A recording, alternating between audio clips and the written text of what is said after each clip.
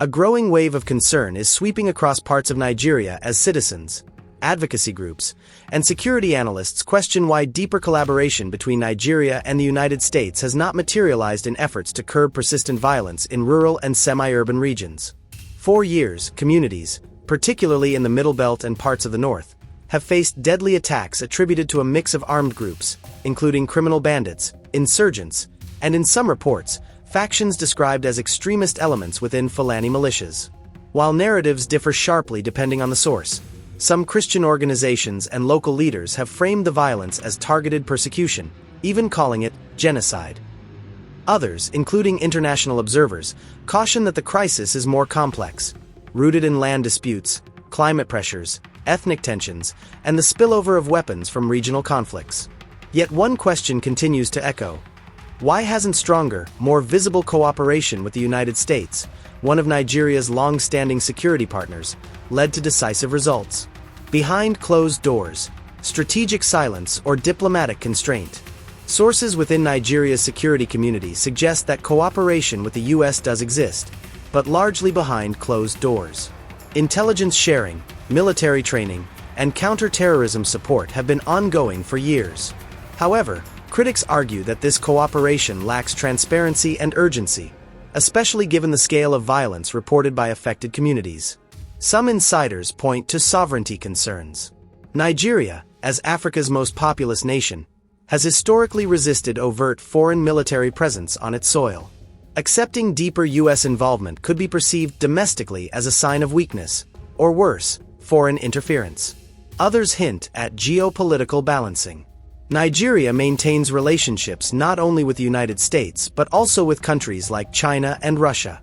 Fully aligning with Washington on security matters could complicate these ties. The religious narrative, reality or amplification. At the heart of the controversy lies a deeply sensitive issue: religion. Certain advocacy groups insist that Christian communities are being systematically targeted. They cite repeated attacks on churches, abductions of clergy, and destruction of villages.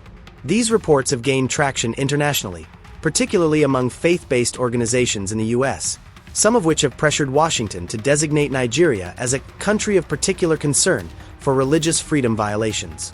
However, Nigerian officials have pushed back strongly against this characterization. Government representatives argue that the conflict is not a religious war but a multifaceted security crisis affecting both Muslims and Christians alike. They warn that framing it purely in religious terms risks inflaming tensions and oversimplifying a volatile situation. Washington's calculated approach. The United States has walked a careful line. While condemning violence and supporting Nigeria's fight against terrorism, particularly groups like Boko Haram and ISWAP, Washington has avoided fully endorsing claims of religious genocide. Analysts suggest several reasons. Intelligence ambiguity. U.S. agencies may not have definitive evidence supporting a coordinated religious extermination campaign. Diplomatic caution. Labeling the crisis as genocide carries significant legal and political consequences. Regional stability concerns. Nigeria plays a key role in West African security. Straining relations could have broader implications. Voices from the ground. In affected communities, patience is wearing thin. Survivors recount harrowing stories of night raids, displacement, and loss. Many feel abandoned, not just by their government, but by the international community. We hear about partnerships and strategies, one local leader said, but on the ground, nothing changes. A web of interests and unanswered questions. Is Nigeria deliberately limiting U.S. involvement? Is the United States withholding stronger action due to strategic interests? Or is the situation far more complex than the narratives dominating headlines? What is clear is that the gap between perception and policy is widening, and until it is addressed, suspicion, frustration, and fear will continue to grow. This is a developing situation. As violence continues to claim lives and displace communities, the stance of the government of Nigeria has remained firm and controversial. Officials repeatedly reject claims that Christians are being specifically targeted for extermination, insisting instead that the crisis is being dangerously mischaracterized. From presidential spokesmen to military authorities, the message has been consistent. Nigeria is not witnessing a religious genocide, but rather a complex security breakdown involving criminality, insurgency, and communal clashes. Yet this consistent denial is now becoming a focal point of the controversy itself. Official position: no religious war. Government representatives argue that labeling the violence as genocide against Christians is both inaccurate and harmful. According to them, victims of attacks include both Muslims and Christians, and perpetrators are not acting under a unified ideological or religious command. Security briefings often emphasize factors such as farmer-herder conflicts over land and water, banditry driven by economic desperation, the proliferation of illegal arms across the Sahel, weak local governance structures. Officials warn that reducing the crisis to a single religious narrative risks inflaming sectarian divisions and could trigger retaliatory violence across already fragile communities. Critics push back: denial or deflection. Despite these explanations, critics, both within Nigeria and abroad, are increasingly skeptical. Advocacy groups, church leaders, and some international observers argue that the government's position amounts to denial at best and deliberate deflection at worst. They point to patterns they believe are too consistent to ignore. Repeated attacks on predominantly Christian villages, the destruction of churches and abductions of clergy, limited arrests or prosecutions following major incidents. For these critics, the refusal to acknowledge a possible religious dimension raises deeper questions about political will and accountability, political sensitivities, and power dynamics. Analysts suggest that admitting to a religiously targeted campaign could have explosive consequences for Nigeria's already delicate balance. As a nation almost evenly divided between Christians and Muslims, any official acknowledgement of religious persecution could undermine national unity, trigger widespread unrest, damage the legitimacy of current leadership. There is also the issue of ethnic identity. The Fulani, often mentioned in connection with armed groups, are one of Nigeria's largest ethnic groups and are spread across several countries in West Africa. Government officials have repeatedly warned against stigmatizing an entire ethnic population for the actions of criminal elements. International pressure versus domestic resistance. Pressure from abroad, especially from religious organizations and policymakers in the United States, has been mounting. Some US-based groups have accused Nigeria of downplaying atrocities and have called for stronger action, including sanctions or official designations related to religious persecution. However, Nigerian authorities have resisted such pressure, framing it as an oversimplification driven by external agendas that may not fully understand the local dynamics. Diplomatic sources indicate that this tension has quietly influenced security cooperation discussions between Nigeria and the United States, with both sides treading carefully to avoid escalation. Information war. Competing narratives. Complicating matters further is the battle over information itself. Social media, local reports, and international coverage often present sharply different versions of events. In some cases, graphic accounts of violence circulate widely before being independently verified, while in others, incidents receive little attention outside affected regions. This fragmented information environment has created space for competing narratives to thrive. One portraying a systematic campaign against Christians, another framing the crisis as generalized insecurity affecting all. The truth, many experts argue, may lie somewhere in between, but remains obscured by politics, fear, and limited access to reliable data. Growing distrust among citizens. Perhaps the most immediate consequence of the government's continued denial is a growing erosion of trust. In several communities, residents now rely more on local vigilante groups than on federal security forces. Religious leaders openly question official statements, while some citizens accuse authorities of being disconnected from the realities on the ground. The longer the gap between official narratives and lived experiences persists, the deeper this distrust becomes, raising concerns about long-term stability and national cohesion. Unanswered questions intensify. Why does the government remain so firm in rejecting the genocide narrative despite mounting allegations?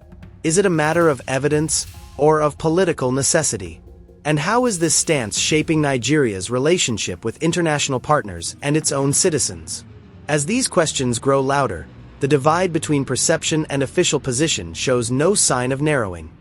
As pressure mounts on the government of Nigeria to reassess its stance, attention is increasingly shifting toward Washington, where a number of U.S. lawmakers have begun pushing for a more assertive response to the worsening insecurity in Nigeria. In recent months, congressional discussions, both public and behind closed doors, have reportedly focused on whether the United States should move beyond diplomatic caution and take a firmer position on the crisis. Capitol Hill pressure builds. Several members of the U.S. Congress have raised alarms over the scale of violence, citing reports from humanitarian organizations, religious groups, and field observers. Hearings and briefings have included testimonies describing mass displacements, targeted village attacks, and what some lawmakers cautiously refer to as systematic patterns of violence. While not all officials agree on labeling the situation as genocide, there is a growing bipartisan concern that the current approach, focused mainly on advisory and support roles, may be insufficient.